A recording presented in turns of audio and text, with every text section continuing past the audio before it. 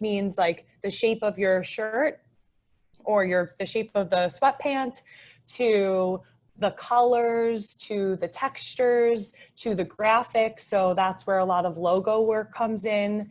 And we're always just trying to think about how we can connect them all and how we can kind of keep pace with what we are seeing within the market. Which, as you can imagine, in this COVID environment is a difficult thing, right?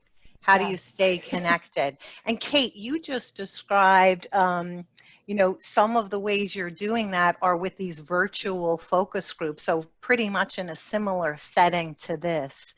And so some of the things that maybe you've gotten feedback on around people, you know, obviously spending a lot of time at home, are there any interesting insights that you can share from some of those sessions you guys have had? It was very interesting to switch over to digital and to not be in person. I'm sure everyone is probably feeling that in all different ways. Our team specifically, again, did a lot of travel. So we would be a lot of different places. It was pretty back-to-back travel.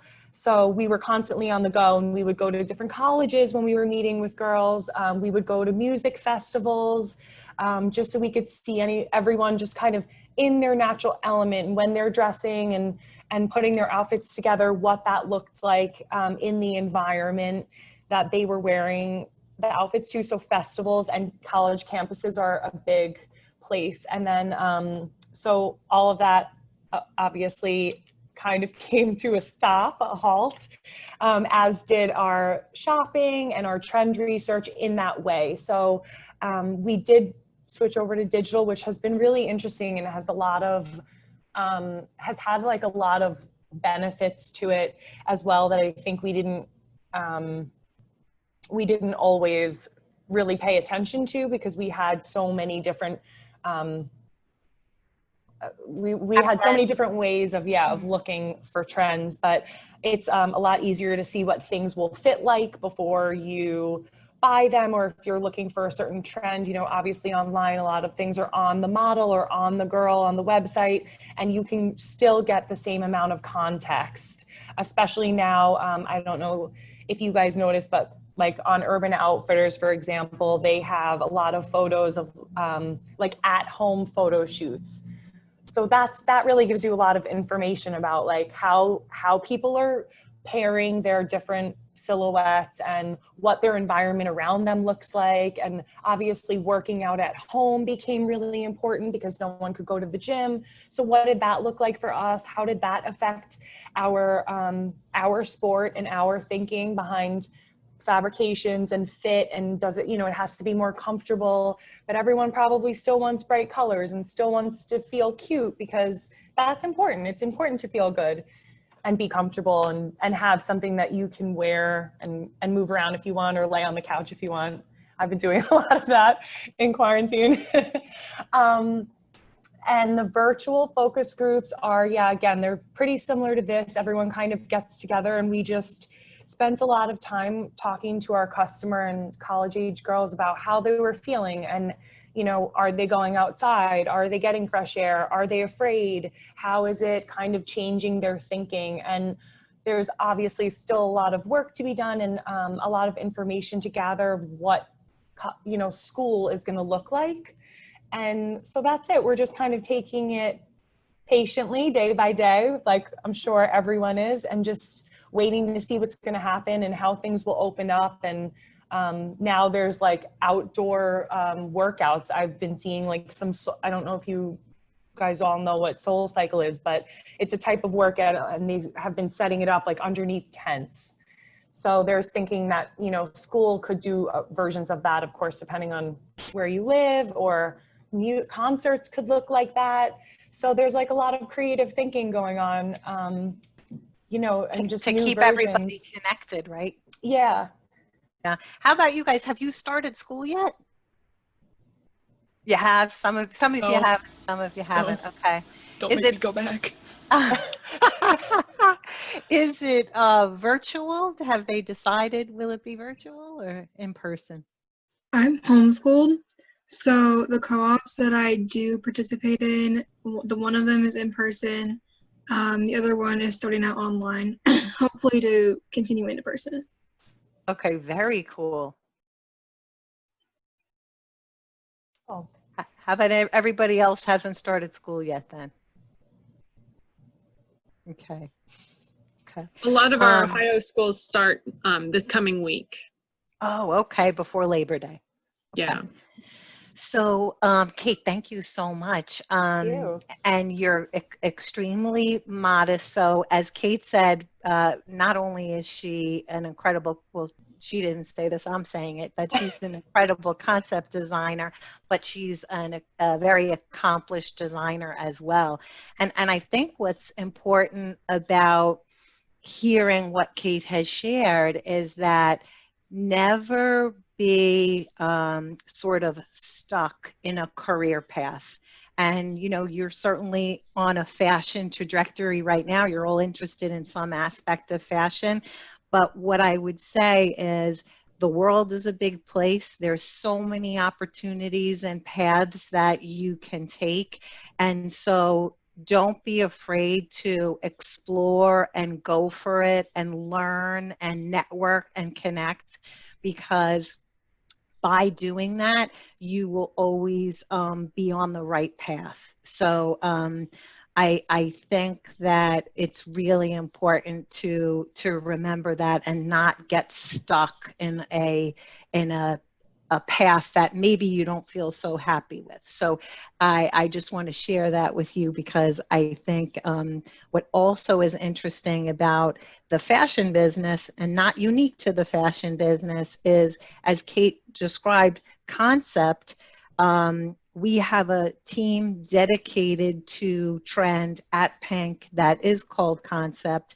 And yet, if you were to go to Madewell, or you were to go to Lululemon, or you were to go to another company, they might actually have a very similar opportunity, but it might be called something else. So I'll segue into the team that I work with is design development. And so that might conjure up some different ideas of what I do and what my team does. But at Pink, they're like a sous chef to a chef.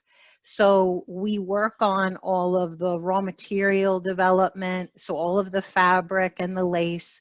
We work on all of the wash and tie-dye development, and we work on all the surface development. So the graphic projection, everything from what's on the product to what goes on packaging and on a box. And we do that in conjunction with many different creative partners. Kate's team. So Kate's team almost sets the stage for a particular season of the direction of what we should be working on. And then we actually have a dedicated graphic design team. And they actually, I'm going to share my screen now. It seems like a good time to do that. Hopefully you guys can see this. Yeah, great. So are just some of the expressions of the Pink logo that might look familiar to you guys over the years. Certainly there's probably 100 more versions of the Pink logo. If we go back, I guess it's now almost 20 years that Pink has been in existence, or 15 years, closer to 15. So what my team will do is we will work with these functional groups who then might take different colorways of things. And I'm going to move to the next slide just to share. So for example, for those of you who are familiar with Pink product, this is something we would refer to as an everyday lounge full zip. And the graphic on here is a plastisol graphic. And then here's the same silhouette, just with a rose gold graphic. So my team would work on this all over print, plus they would work on commercializing these graphics, making sure that the zipper isn't adversely impacting the graphic or causing peeling. But we do that in conjunction with the factory, the mill, and we also do it with our creative partners in graphics and another team that we have at Pink called Surface Design. Here is an EDL, Everyday Lounge pullover, a fashion capsule. My team develops the acid wash that you see here. This is another exact same silhouette with just a different graphic hit, so just different placement on the product. We work with the graphics team, and as Kate was mentioning earlier, when we are mining for a new idea, and in this particular instance, it was something that we launched last year. It was a buttery hand feel yoga legging. And so the graphic team was able to create an icon that we could then use to call it out to the customer, because sometimes it's very difficult. You have a sea of black yoga leggings in the store. So how did you know which was the newest hand feel and this buttery fabric without necessarily feeling it, but you could see it from afar? So I'm imagining that you guys, when you worked on your project, that you not only thought of, maybe explored a brand name and incorporating an image with it, but that you would explore different iterations of that graphic to then be able to come up with your final creation that you wanted to serve up. This was an icon, if you have been in Pink, and we're not the only ones who might use this, but the peach icon for, the best butt shaping attribute, just like an initial rendering.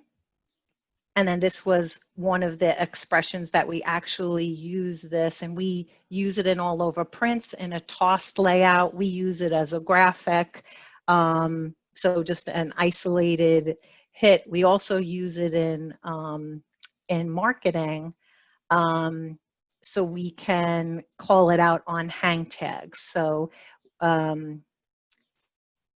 just want to make sure I had the opportunity to go through that.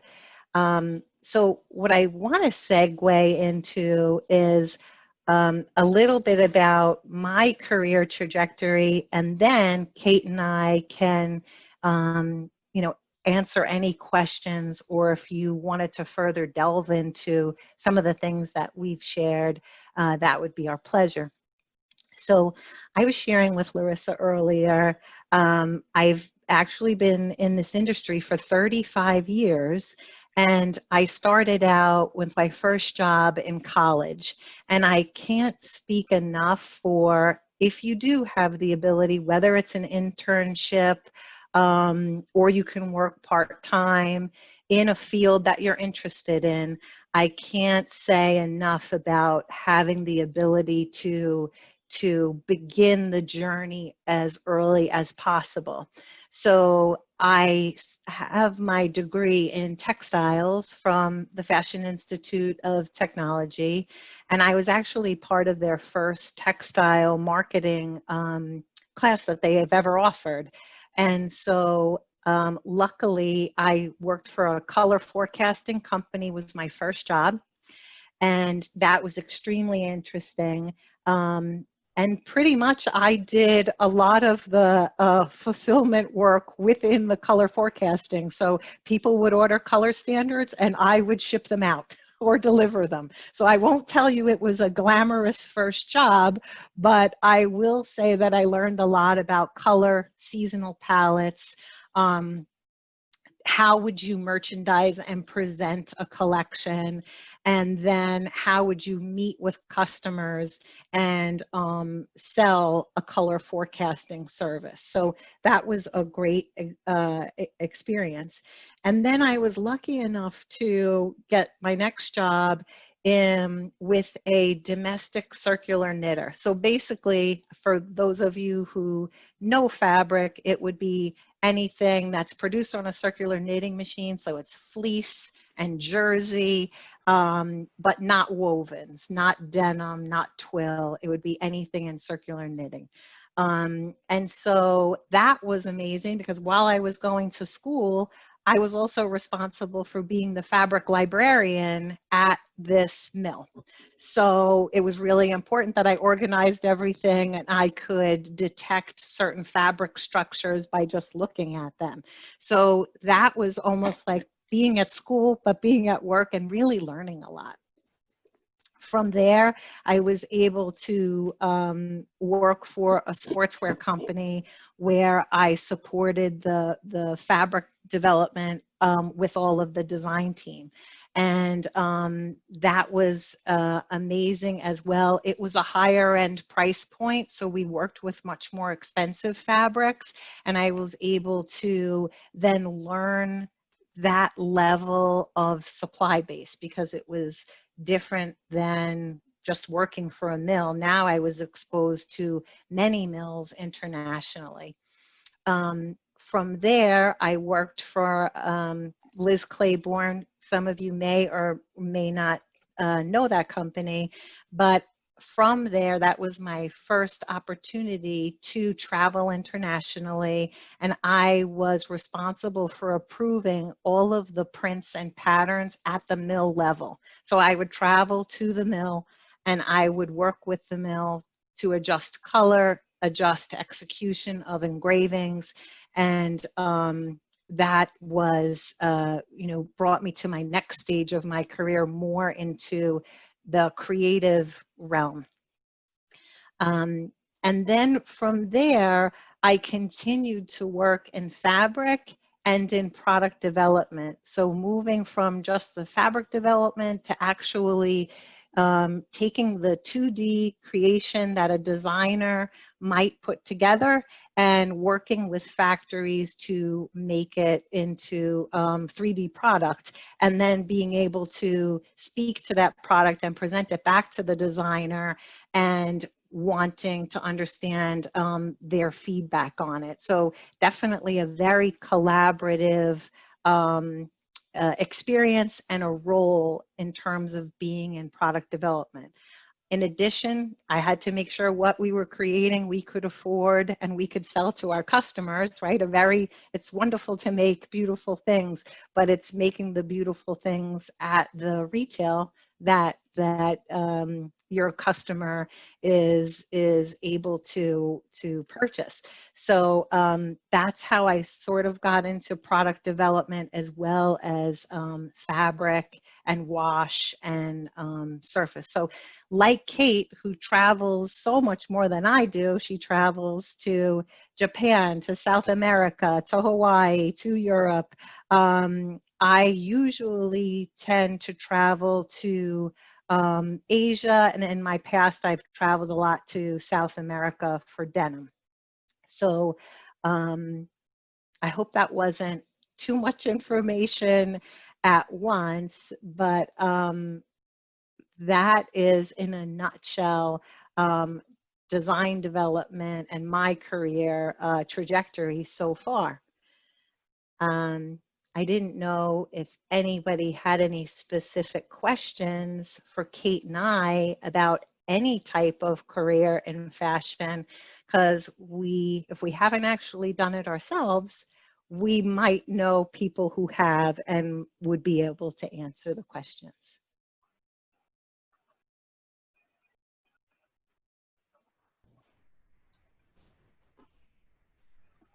So who has a question? Somebody has to have one that they're thinking about. Hi, Isa. I have a question. I was wondering that because Pink's mother company is like is Victoria's Secret. How do you think about they portray women? That's a great question, Isa. I think that Victoria's Secret has learned a lot in the last 2 years. And it's very insightful and astute of you to ask the question, because if you looked at a year ago, there would be no denying that they hadn't really moved on from their expression of women, right? And there's all types of women. There's women who, you know, are really into that supermodel image and what that conveys. But the piece that was missing was the inclusivity and then the expression of other women, right? So how I guess I would say I feel is, right now I feel relieved, because I believe in the last year Victoria's Secret has, and it, you know, it does take a while for when you start designing the product to when it starts to hit the floor set, right, till when it starts to hit the store. And in fact, interestingly enough, Victoria's Secret has a longer lead time from designing to getting product in the store than we do at Pink. We have a slightly shorter lead time. So things that we might think of today, we can still impact in our stores before Christmas. And so I guess why I share that piece with you is that I hope if we have the opportunity to talk again next year, you will feel the same sort of, I won't say relief, but you'll feel the same sort of position that they have come a long way. You probably haven't felt it yet. If you've been on their website, you'll start to feel it a little bit. If you've been in the store, you'll start to feel it a little bit. But, you know, they are making inroads, and it's just in the pipeline to get to the store now. Great question, Isa. I have a question back, if you don't mind. My question back would be, at Pink, we also felt not the same way that VS, you know, expressed themselves, but we felt that we definitely could do a better job at being, you know, more inclusive, more demonstrative about how we engage with our customer, whether it's the focus campus reps, focus groups, the way that we now have like the girl power. I'm not sure if you guys saw, there's like girl power contests, and newer, more relevant ways to engage with the customer, because for so long we just hadn't changed, right? The product just kind of looked like Pink. Okay, here it comes again, right? So what do you think about Pink, Isa? Well, I think the girl power contest, I mean, the idea is good, but it's kind of like if the one who's gonna win is the one with, if it's kind of like if you're being misogynist to yourself in a way, because automatically if you're the one, if you're the girl power, then you win, you beat the system. It's kind of like you automatically win because you don't wear mascara. That's kind of how it feels sometimes. Okay, I lost the audio at the end. Did you say if you don't wear mascara, or no? I lost the audio. If you don't wear mascara, kind of thing. That's the kind of thing like automatically you win. That kind of just feels like it's kind of like it's the cruddy feminine. It's the cruddy feminist thing.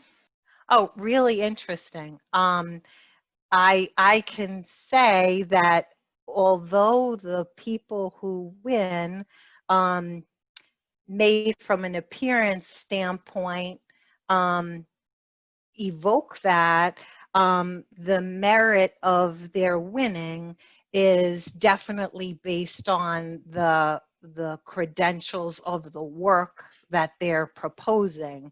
But I guess I totally can hear what you're saying.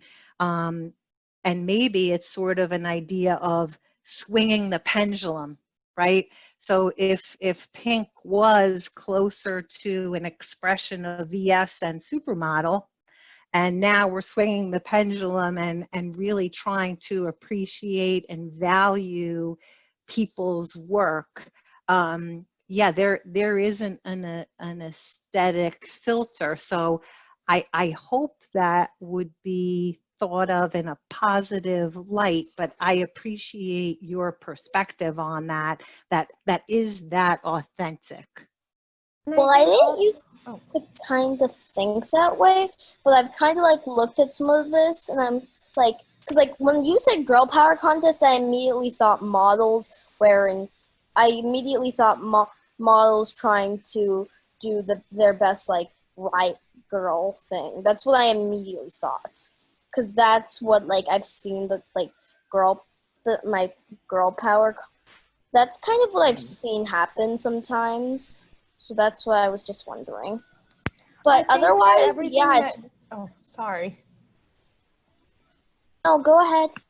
I think it's really interesting, everything that you're saying, and that's definitely things that we have heard and spend a lot of time internally, not just talking about it amongst ourselves, which we have spent a lot of time, you know, kind of dissecting it, and how did like the View get that far, and how did we get to this place? But we also have put in a lot of work to make actionable changes and to evolve and make sure that, you know, it's an ever changing and growing process.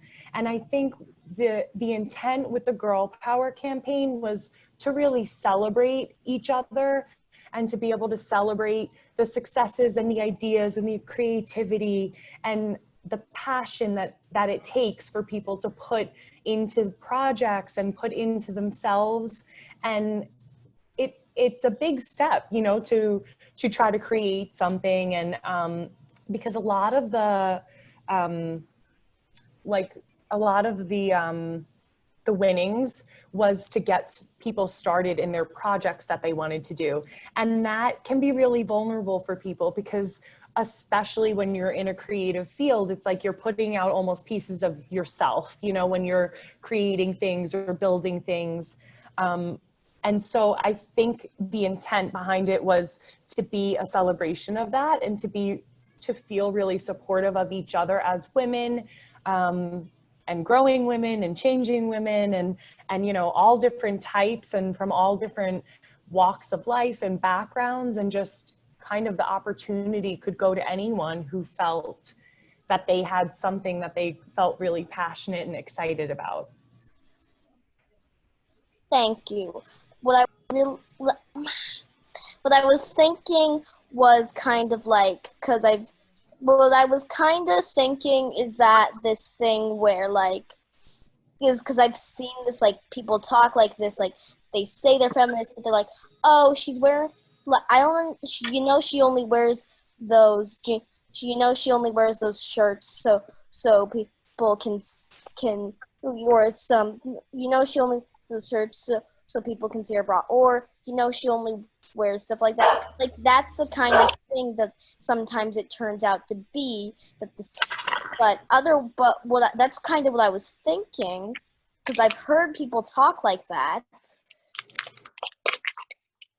Are you serious? Oh, I think But what you said, it's actually really nice, and it's actually really pretty. And you know, what it reminds me of is, I'm going to parlay it back to 4-H. So you guys don't have to participate in 4-H, but obviously you have a passion for this interest, and that's causing you to take that effort to be part of this community, right? Your 4-H community. And so that is already starting you on your journey of your career. So kudos to you for having the initiative to join a wonderful organization like this, but then also participate together and share. Even though you can't be together in person, you are really making this happen virtually. So I am really awe-inspired by what you guys are doing. Thank you for your kind words about 4-H and this organization. I did want to say I've seen your campus reps, I've seen your campaigns, and I love that you have campus reps. I think it's such a cool idea. And someone that I follow personally is Katie Kitchens. She was she's your OSU rep, and I love that because she's already a fitness, like she's already in that world, so she feels like she fits your brand really well. And I like that you guys kind of have put the thought into where they're located, and how they're representing wherever that is, because it feels more tailored to who you are. Like I want to go into fashion marketing, and I saw that and I was like, oh, that's genius. So I just want to say kudos to you guys, and all the stuff is so cute. So how did you get to that? How did you, like, when did that start? When did that concept start, I guess? The campus rep program, Kate, probably 8 years? Yeah, it's been going on for a really long time, and it wasn't always something that we spoke publicly about. And I think one of the biggest things, and what I'm hearing kind of is like a running theme throughout everything that Anne and I are talking about, and these questions and where this is going, is like the opportunity for change and the openness to kind of learn and find out about things, whether it's a new career opportunity or something you might be interested in, and to just always be willing to ask questions and try things and talk to people and see what's out there, because you never know where it will lead you. And I think that something for us too is like, it's not only what we're finding to look good or be cool or, trend from a fashion standpoint, but also what is important to our customer. Who is our customer? What makes her happy? What makes her feel supported? What makes her feel like we're hearing the things that she's saying? And so that is definitely a huge thing that goes throughout the campus reps too, because we want to be a relatable brand, and kind of the meaning of that even changes as the years go on. But we want our customers are our entire brand. Without them, we wouldn't even have a brand. So it's definitely really important to us to connect with the brand reps and to have brand reps who are relatable and who are a diverse group of women and have all different interests. And it's interesting, Madeline, you're in fashion buying. Did you say fashion buying merchandising program for your Aspire? I'm not in yet. No, I'm looking at it. Honestly, with COVID, things got really shaken up with my what's going on with college right now. But I am very interested in it. And I had another question kind of related to that is, where did you do your undergrad, and what was your undergrad in? And do you need a master's to go into this field? No. You don't. You don't need a master's. So, Kate, do you want to go first? Sure. I went to school in upstate New York. It was in a town called Oneonta. It's about an hour west of Albany. Albany is a little more of a known area in case you guys are familiar with New York. And I studied fashion design. And it was close kind of to what I wanted to do, but not exactly. Again, I started in design and all my internships were in design. I did one in fashion show production, which I really loved. But it wasn't until I really started working, and I started as a freelancer, and I was an assistant to the designer at the time. So I really just did any project that kind of came my way. And it wasn't until I started building these like presentation boards and helping with the concept, which I didn't even know like about that word. I just was like making a presentation board. That's what I thought it was. And I was like, oh, this is so fun. I love doing this. And I wish that this could be my job. I felt really passionate about it. And that was when I kind of figured out that it could be. So yeah, I think you never know where it's going to lead you. You could think you know exactly what the direction is, and you could be right. And then you could think you know exactly what the direction is, and you hop over, and you start to do something else, or it could be something totally different. Like I just don't stop asking and trying. And there are so many positions, and there are so many companies and places that are willing to listen and to try new things. And I think that that's really cool and exciting too, because you never know what will develop. I mean, look how the world is like having to reimagine everything, even in this situation. You never know what's going to change it. So true. And Madeline, I did my undergrad and my grad both at FIT, but with a textile concentration. And what I was going to share about that FBM program, or fashion buying merchandising, is that is such a great entryway if you, because you'll learn all of the, I want to say almost 360 dynamic. You'll have to take a textile class, you'll have to take a design class, you'll have to take a pattern making class, you'll have to take the financial aspect of fashion buying merchandising. What is an assortment? What are sell-throughs? What are, units on hand? You'll have to learn the financial aspects of running a profitable business, right? So I do think, and I know a lot of people who've started out in fashion buying merchandising, and then being exposed to that whole 360 view, they have then, honed into a concentration aspect of it, or they've opted to stay in fashion buying merchandising. And the wonderful thing about that is there's, yes, the brick and mortar store, but then there's also now the digital space, with which Kate had shared, and the way that those two arts, and sorry, my dogs are barking, the way that art and science is approached is very, very different in brick and mortar versus online programs. So great question. There is a question in the chat box from Olivia. She said, do you think it gives girls more confidence if they cover up their body or if they wear clothes that are revealing?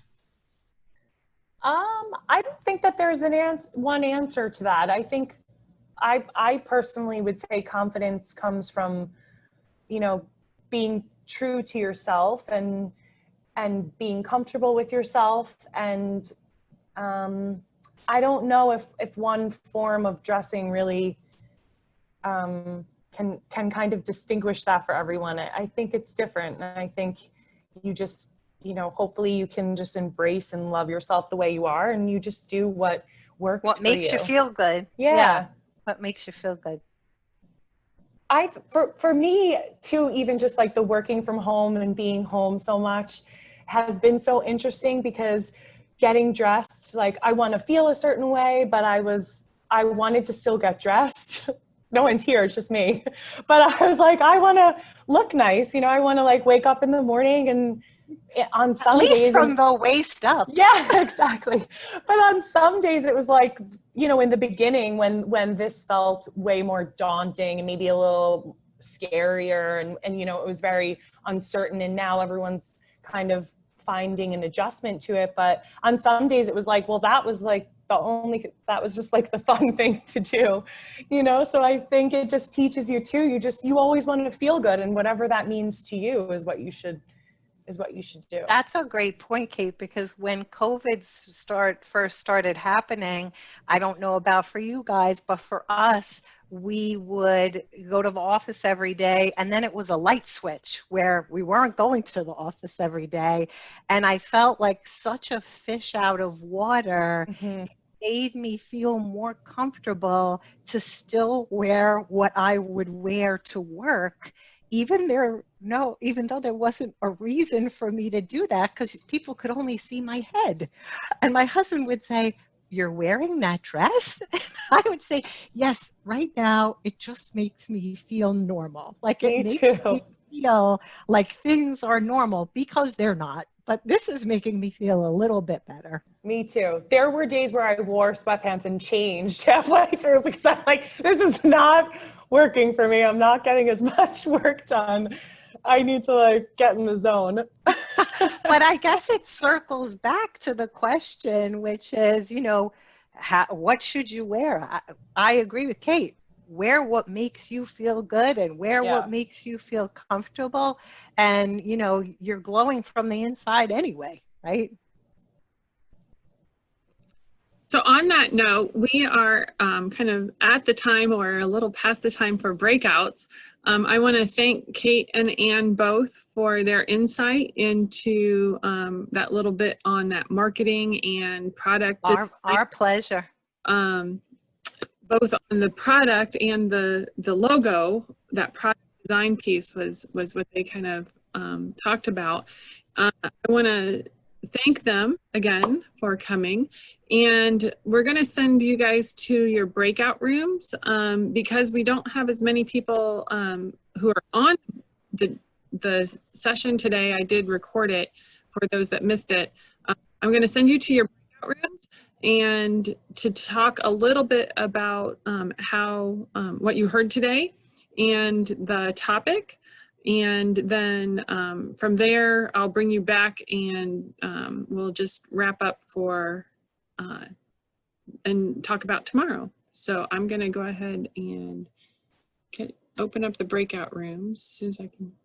Awesome, you guys. Well, Larissa, thank you again. And thank you, everybody. We wish you all the best. And, I'm really so excited to see what 4-H brings us in this industry, because you guys clearly are so driving and self-starters. So really appreciate it, and thanks again to Marilyn and Mel for connecting us.